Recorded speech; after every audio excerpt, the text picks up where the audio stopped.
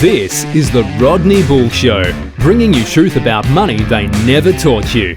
Now, here's your host, the man himself, Rodney Bull. G'day, and what's cracking, listeners? I hope you all are going well. Have you ever stopped and asked yourself what actually money is? Because here today, we're going to have a bit of a yarn about exactly that subject. Because it's not just the coins or the notes in your wallet or the number in your bank account, but what money truly represents. Because the truth is that most of us spend our entire lives chasing it, saving it, worrying about it, without ever being taught what it really is. We learn how to earn money, and we certainly learn how to bloody spend money. But very few people ever learn how money itself actually works. And that really matters, listeners. Because if you don't understand the rules of the game, then you can spend your whole life playing it the hard way. And ultimately, you just end up working harder and harder to get poorer and poorer. And sadly, that's how it's designed to work. So today, I want to take you through a simple overview about money, what it really is, and how it can work for or against you. Let's start at the beginning, eh? What is money, really? At its core, money is just a tool. It's a way to store the value of your work so you can use it later. It's a paper receipt for your time, for your hard work, labour, your knowledge, and your expertise. I guess you can think about it this way. If you spend a full day fixing someone's roof, you've created value for them. You've traded your time, your skills, your knowledge and experience, and your effort for something useful. Money is just the token that represents that effort. It's a placeholder for your work. In simple terms, I guess, money has always had three main jobs. Number one, being a medium of exchange. So, we don't have to trade chickens for shoes. Number two would be a unit of account. So we can measure value, as in, the value that we provide to each other with services and skill sets. And number three would be, most importantly, a store of value. So we can save the results of our work for later on down the track. You want to use it for something else, something you're saving up for, holiday, or, buy a new car or some sort of new toy or whatever, whether you're saving ultimately for your retirement, which is what we should all definitely be doing. And that third one, the store of value, that's where things get really interesting. Because if money doesn't store value properly, then saving becomes harder and harder, which, if you listen to this podcast and you're living anywhere in the world, you would certainly realise that that is the case. You're just working harder and harder, and it's getting harder and harder to save because your cost of living is just going up and up and up. And working harder doesn't necessarily make you more secure by any means. What makes you more secure is having more real money in your hand. So long before banks and credit cards, digital payments ever come into existence, people still needed money. At first, people bartered. For example, you might trade a sack of grain for a pair of shoes, or, a cow for some tool. It'd want to be a bloody good tool, though. But bartering had its problems. Like you want to trade something with somebody else and they might not necessarily want to trade for what you've got, So Uh, what if the person that you're trying to trade some shoes with didn't want grain? And what if you couldn't divide the cow into small enough pieces to trade for some tool that you needed or wanted? So over time, society's naturally settled on using certain items as money. These items had to be durable, portable, so you can cart it around, and divisible, so you could break it down into smaller quantities. You know, and especially needed to be hard to fake and ultimately limited in supply. Scarcity is what brings things value. And across different parts of the world, different things were used throughout history, such as salt, shells, and beads, all sorts of different things all around the world. Some cultures around the world used rocks, that specially shaped rocks or with engravings on them. Yeah, it was all sorts of stuff. But over thousands of years, one thing kept rising to the top. Well, actually, two things: gold and silver. And this wasn't because some king said so or because a government forced it, because governments, have the power to do that sort of stuff, but because people all over the world kept choosing them.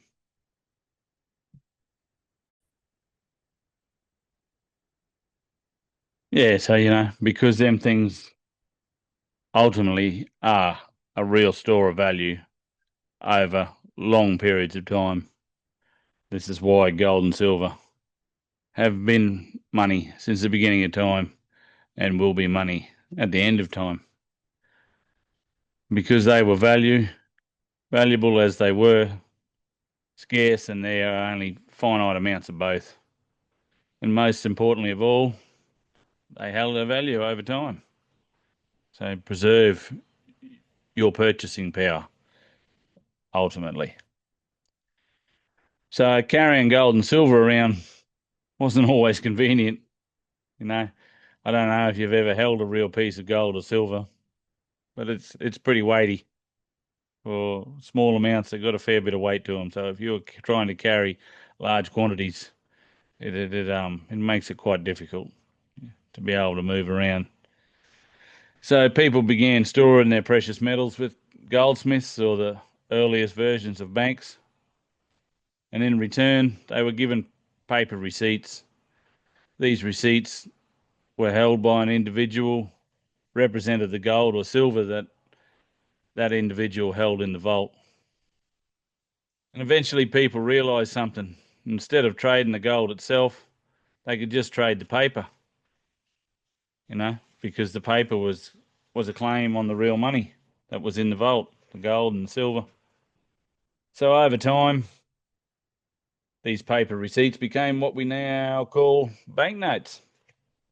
$20, $50 bills, $100 bills. Now, originally, each note was backed by real metal, the gold and silver that was in the vault. If you had a note, you could exchange it for gold or silver if you wanted to. But along the way, something happened and the system slowly changed. What happened was that the banks and governments discovered something very tempting. They noticed that not everyone came to claim their gold at the same time. So they started issuing more paper notes than the gold they actually had. At first, it was just a little more.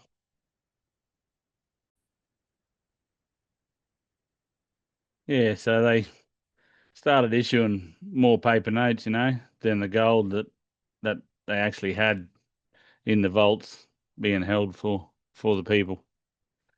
At first, it was just a little more, then a bit more than that, and then eventually over time, much, much more. In other words, they began creating money out of nothing, printing money out of thin air. And that still happens today. That's exactly how it happens and has been happening for a very long time. No, hard to get your head around, but it's true. Let's imagine this very basic, simple scenario. Picture a little village with 100 workers or so in it, 100 loaves of bread, and 100 coins in total as the currency that was in use throughout the village. And each loaf of bread costs 1 coin. Pretty simple, balanced, fair.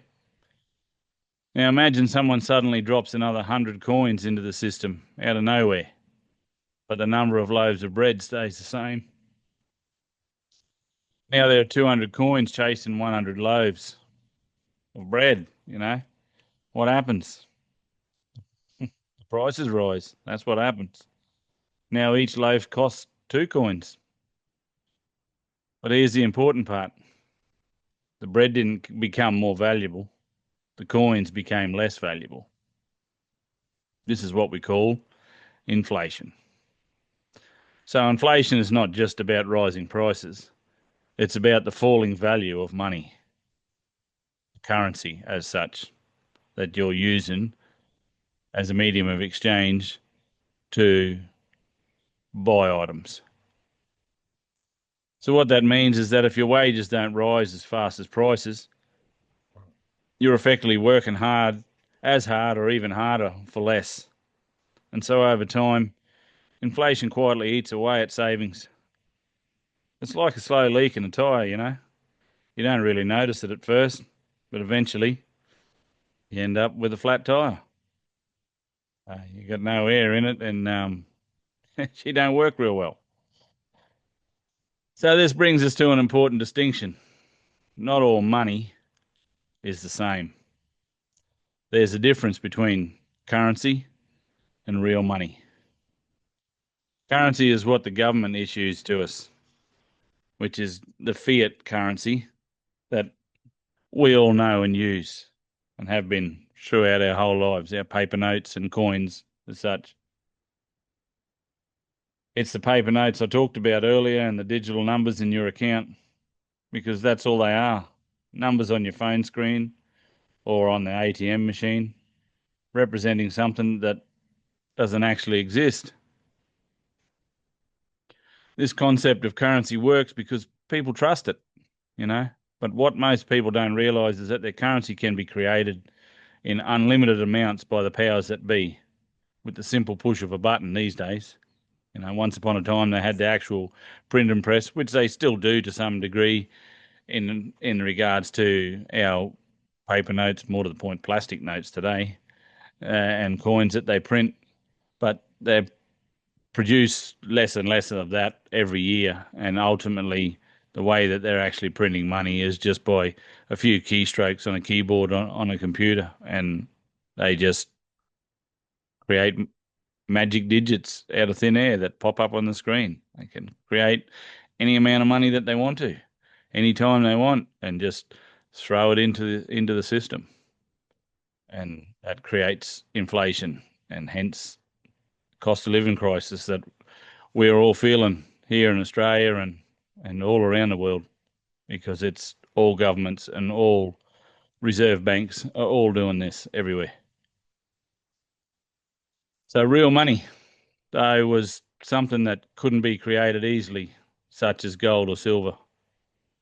It required time and energy and effort and the resources to find it and produce it, dig it out of the ground, mining them metals.